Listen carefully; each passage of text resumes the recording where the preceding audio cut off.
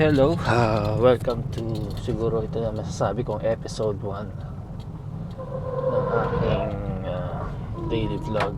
So, dati ko pa naisip mag-vlog, no? Kaya lang syempre,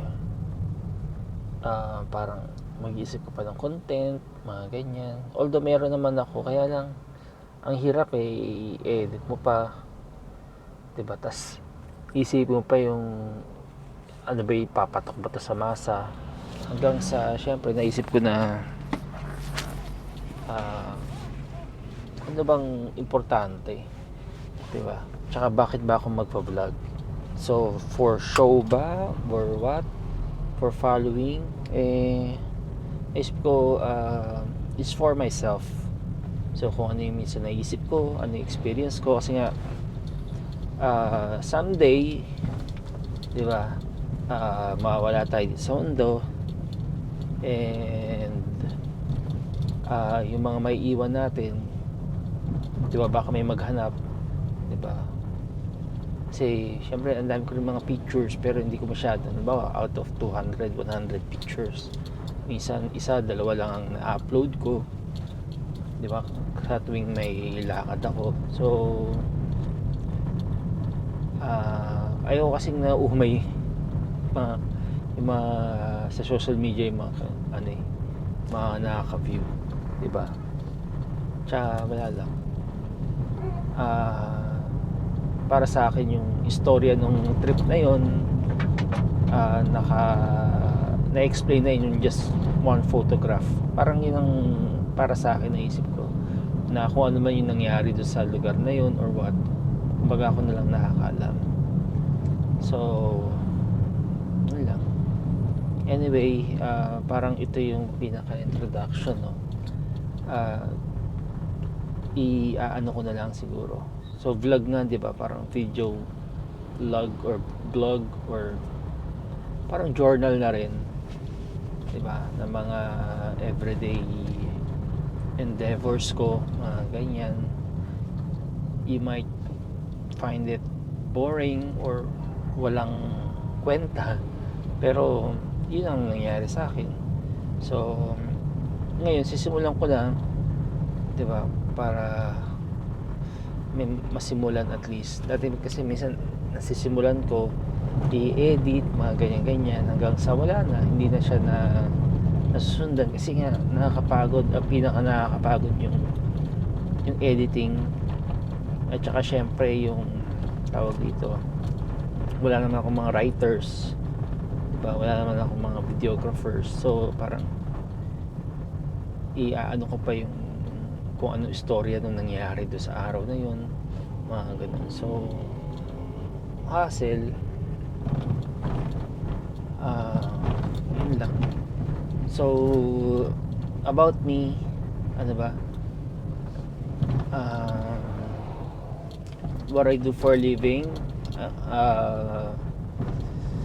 TNVS driver since 2016. Pero dati rin ako nag-PPO. So masasabi kong everyday iba-iba encounter, iba-ibang tao ang pwede ko makasalamuha, no? Pero hindi ko na sila isasama sa video ko, di ba? Ako sabi pa yun, ayun.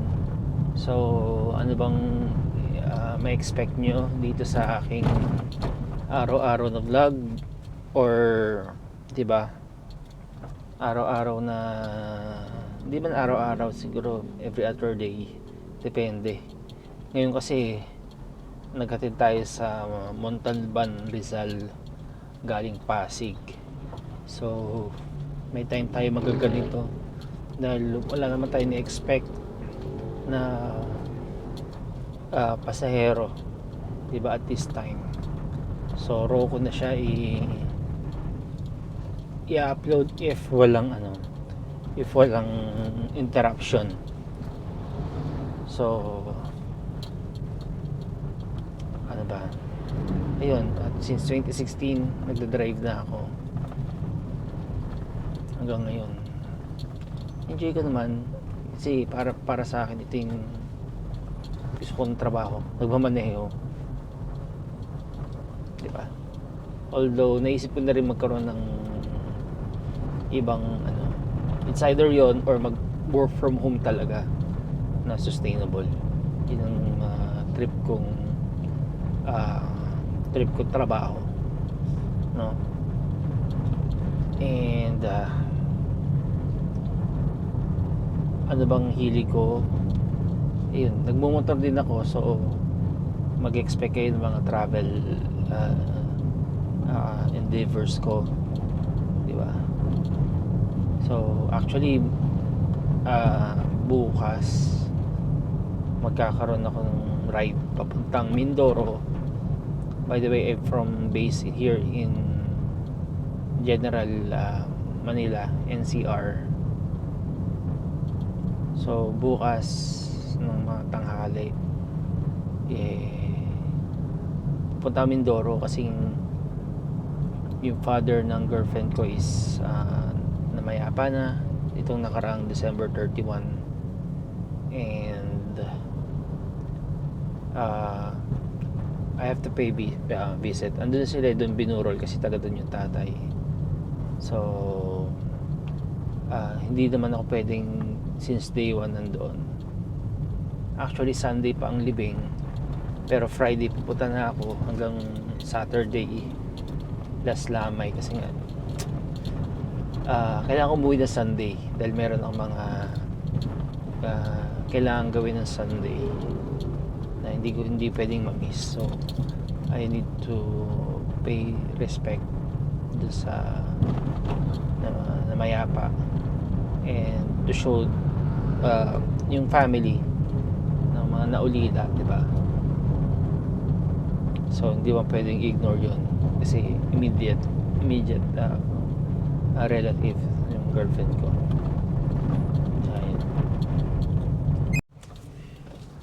Ayun, so naputol yung kaninang video natin. So kasi galing ako Montalban, di ko nilasang magkaroon pa ako ng pasero agad pabalik kasi syempre ganong oras.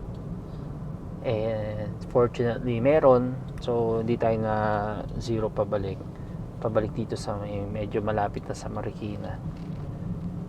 Ayan. So yun lang, wala lang kasing closing or ending yung video kanina. At least hindi mo kayo mabitin kung may manonood man na. Pero kung meron man pwede kayong mag lapag ng comment if may gusto kayo malaman, di ba? Para masagot natin sa mga susunod na video. So grabe, no? Ang dami ko rin pala nasabi kanina. Isip ko dati wala masasabi pagka nag-vlog, pero pag mag-isa ka lang marami rin. Kanina medyo natakot ako doon sa pinagsunduan ko kasi halos wala ng kalsada, no, rough road na. So inisip ko diyan ako itatapon if ever. Kaya yun, buti na lang sinalubong na rin ako ng pasahero kasi mga bisita lang din sila bagong lipat doon yung pinuntahan. So ayun yung kwento nila. Kaya hindi na ako masyadong on dun sa masukal. Sobrang masukal, grabe. Nakatakot lang ganito oras kasi alas 12 na So yun lang medyo nakakatakot or risky kasi siyempre panahon ngayon hindi mo masabi. And medyo nakakaramdam tayong gutom. Hanap tayo ng food trip. Tsaka malas lang nakaiwan. Naku, nakakainis. Envelope. So, pag hanapin nila palalamove ko na lang. Parang mga prescription dahil galing hospital tong naging pasero ko papuntang Montalban. If hanapin nila, bahala na sila magbayad ng expenses, ng cost. Hindi na ako babalik dun, lalayo, diba? So Tsaka mas madali kung ma-realize sila bukas ay wala yung envelope at kumontak sila sa akin, hindi goods, di ba? Ayun, kakadada ako. Asa na ba tayo? Ayan.